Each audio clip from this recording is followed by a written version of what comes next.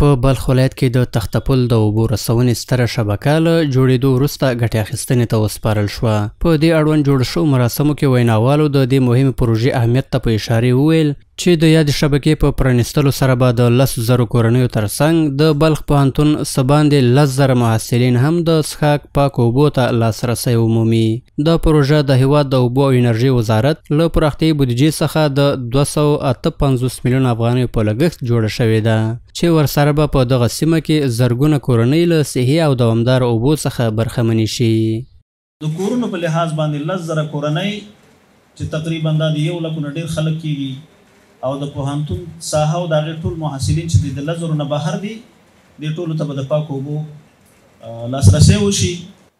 در یک هفته قبل الحمدلله صرف در بخش برق بیشتر از 2 میلیارد افغانی پروژه های بزرگ افتتاح شد که به شمول ولایت مزار که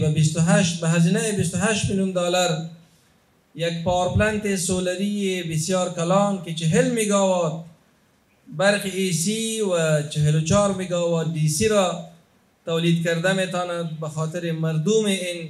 خطه و این جغرافیا افتتاح شد و ان شاء الله در 1 سال الا 1.5 سال آینده این پروژه عملا به بهره برداری سپرده خواهد شد.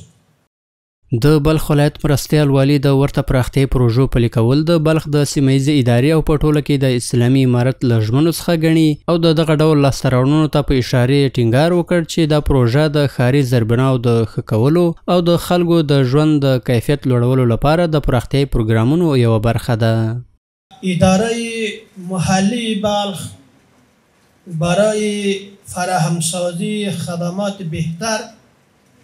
و پاسخگوی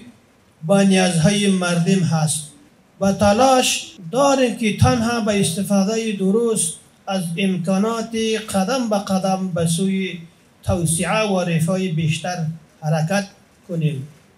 ویل کېږي چې په دې پروژه کې د ژورو څاګانو کیندل، د اوبو د پمپ سیستمونو نصبول، د اوبو د ذخیره کولو لپاره د ټانکرونو جوړول او د 36 کیلومتره په اندازه د اوبو د پایپ غځول شامل دي.